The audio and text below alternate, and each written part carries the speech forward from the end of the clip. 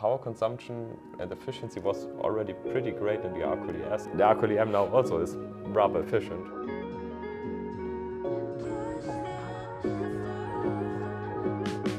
Let's start with RCU evolution. Can you describe the evolution of the electronics aspects from the Arculi S to the Arculi M? What were the key improvements or changes made? One of the big ideas of the Arculi M was to be fast in the development. So we always try to keep as many things that we can from the Arculi S and also take them over to the Arculi M just to speed up the whole process. So we really thought, okay, what's really the points that we can reuse? So we started with the RCU, so this monolithic robot control unit that we also used in the Arculi S, and just added a few functionalities that are necessary for the Arculi M. For example, for the new use cases, like the safety concept for ramps that we added, because the Arculi S was never intended to go on ramps. The Arculi M can go up to 10 degrees on ramps. That was a big thing. So there were just a few interfaces added and overall general improvements on the RCU side. And I think for Andres and the harness, it looked a bit different. Yeah, if you talk about the harness, that is more like the mechanical, electrical design, or how we interact with the other departments. It was a big change, because in the S we have a more like a single harness. If you could put it on the table, it probably would be like 3 meters if you extend it. It was a single piece, and now we have a more modular approach. That is, you have this harness spliced into different modules that you could, for example, replace completely, and also are easier to handle or to manufacture, but especially they are easier to assemble during the production process. And of course, this harness is not only different because of modularity, but because we have different components now. Different devices that are changed from the S to the M, like scanners, for example, the data communication interface changes and stuff. I think we just should say that scanner means these safety laser scanners. So Yeah. 1D laser scanner. For us, it's totally clear that if you talk about the scanner, it will be this kind of safety laser scanner that we use, so that our robot is completely interoperable also with humans, so that it can always be stated that it's functionally safe, it cannot hurt someone, and also we use that for navigation purposes. The other part we consider in the design, like we already tested many of the modules in the RCU with the Arculi S. We keep all of them as it is in the M without losing any efficiency or performance. So we already tested that one and it's proven. So we take as it is in the new RCU and just modified to the new robots M. What were some of the biggest challenges faced in developing the new robot, and how did you overcome them? So I think one of the big challenges was the time frame. So it was expected to be very fast development, and we had to change things on the RCU. So it wasn't that much, but we needed new interfaces. For example, we use a new front and rear 3D camera system. For this, we needed an additional Ethernet interface at the RCU. So we had to push out a new revision of the mainboard in a pretty short amount of time, and as it's one massive PCB, all of these things had to be on there, be ordered, placed, tested, and all of these points in time, so that then the real integration could start. So that was one big challenge that I personally saw there. It was just fitting all of that in the whole cycle, and also having enough time to properly test it then later on. This braking board is a very interesting system, because you can detect the opening and closing of the brake according to the current. That's a principle that's already used in the industry, but I think it's not really widely used. And it was implemented here. It was very interesting. But as always, the time frame was small and short, and a lot of stuff to need to do. New components were added to the Arculi M. Some were removed compared with the S. And of course, it's new components, new connections, new wiring. Yeah, in short time frame, we just assembled our new PCB for the brake control. Then we quickly assemble and test it. Then we debug everything, make sure that is working as we expected. So yeah, time frame is one of the challenges in front of us. We need to keep running in full swing speed. But I think overall we did 3 revisions of it, and I think it was just one connection that had to be added and 2 resistors over these 2 revisions. Know that we have also built a technology base that we now can use for future, let's say, electronics module developments. I think we used in the brake control board a special mechanism to detect the brake is applied or not. It's not normal method. We precisely measuring some parameter to sense whether brake is applied or not. So that is one of the challenging parts. So it's both electronics and firmware teams involved in it.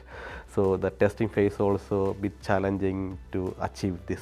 What are some of the most significant technical innovations in the electronics of the Arcali M? I think the camera, what we use in the M, one of the new technology. Also the brake control board sensing method also is one of the other technology we used.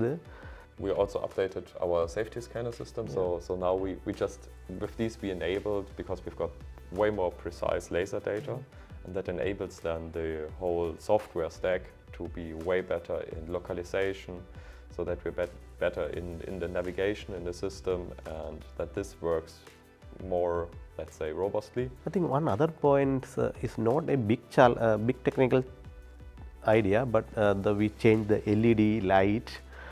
So earlier it was very big, and we are using a lot of area to light the produce the light. Now we just reduce it massively, and it's almost less than half size, and you get more efficient light in the where we need it.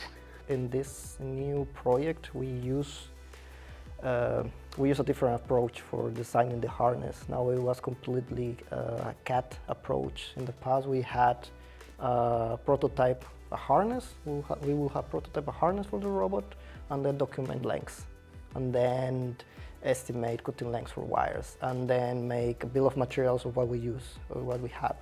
We have, of course, electrical documentation of what we had to be connected, where it had to be connected, but we didn't have really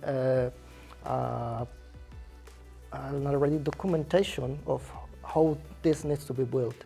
And now with this CAD approach, we have even our harness design into the 3D design of the full HEV. And this is, of course, easier to maintain and easier to handle to manufacturers, because you can directly create production drawings.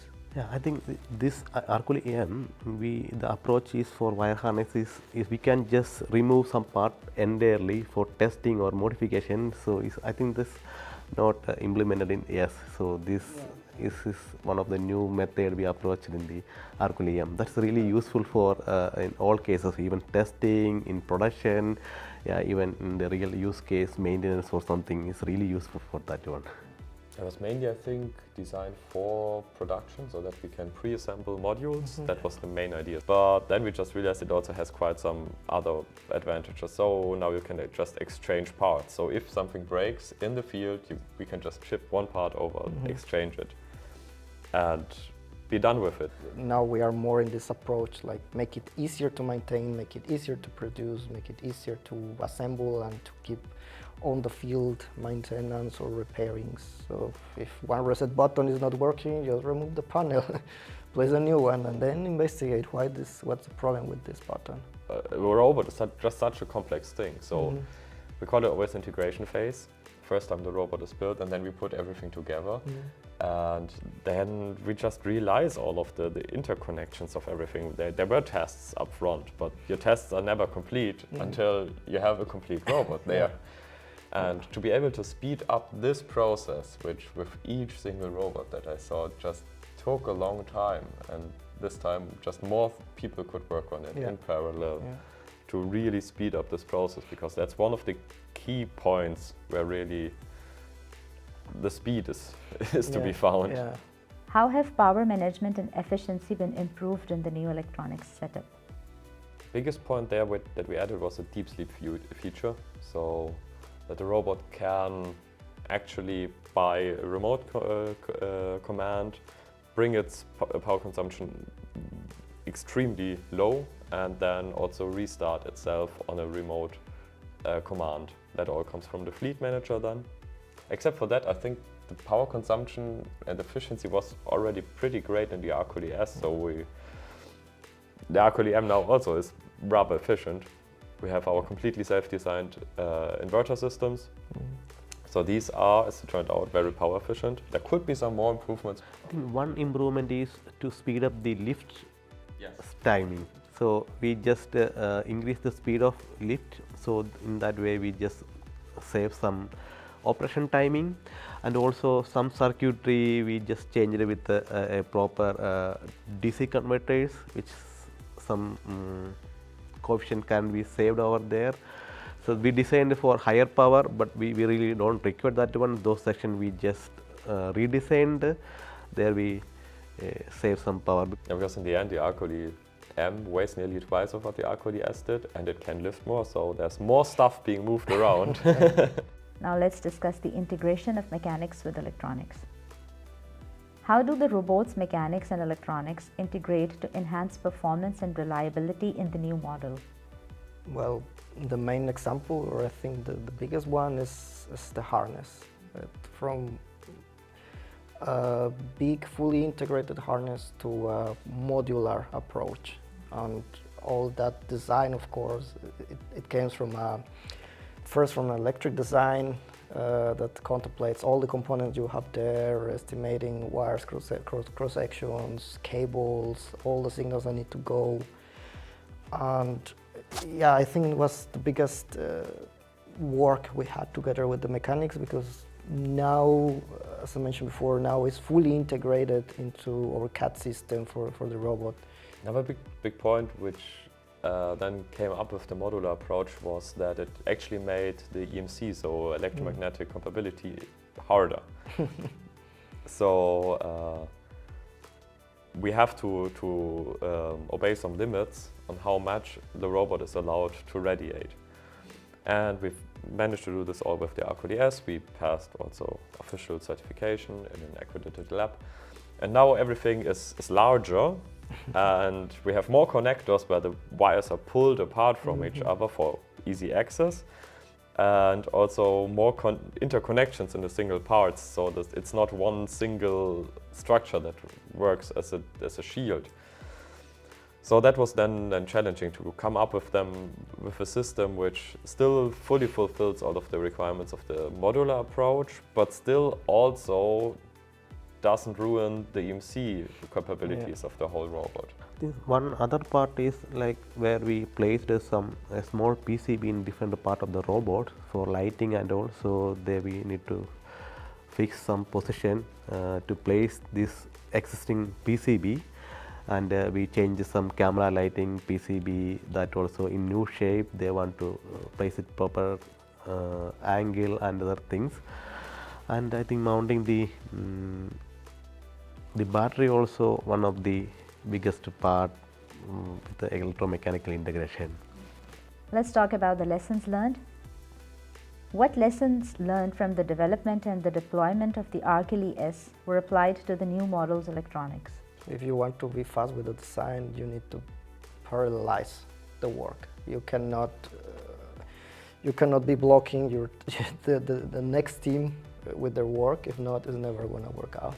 But on the other hand, we also saw what was a good idea. So our whole drive system turned out, and self-developed inverters, these turned out to be more or less one-to-one usable in the Arcoli M.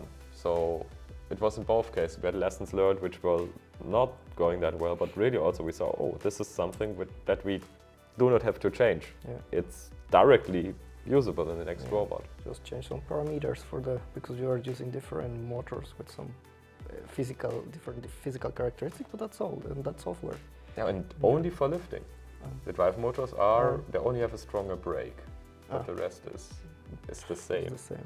Yeah, that was only for the ramp feature that we already touched briefly. So because the Acoli M is heavier, can carry more, and can stay on ramps. Yeah. It shouldn't start moving then. That was just something that was not in the scope of the Acoli S. So there we had to beef up these electromechanical brakes a bit, and also this brake control board that we added. So this supervision feature also adds to this point. Okay, not only has it to be stronger, but we also have to be very sure that they work before we really go onto a ramp and make it possible for the robot to drive, because otherwise they might be dangerous, and that's one of the most important things. Nobody should get hurt working with a robot, and it works in close collaboration with humans. So functional safety is a major topic on many design decisions, also in electronics. And also we tested this with real loads, not any simulation. So we put the real load and we applied the brake while moving, and sudden brake. All tests we performed internally to make sure that everything works perfectly. Yeah, and for the brake tests and all of these points, because our basement room wasn't small, it wasn't large enough to bring the robot with a weight of 1.75 tons. Oh, we even tested with overload, so 2.05 tons to full speed and then brake. So that we really had to find, with our mother company, with Jungheinrich, we could then find test holes where this was actually possible to do all of that. But actually now in the new office, one of the biggest points for us was how much can the floor take? That was really insightful. Thank you, Jolly, Andres, and Toby. Welcome. See you in the next video.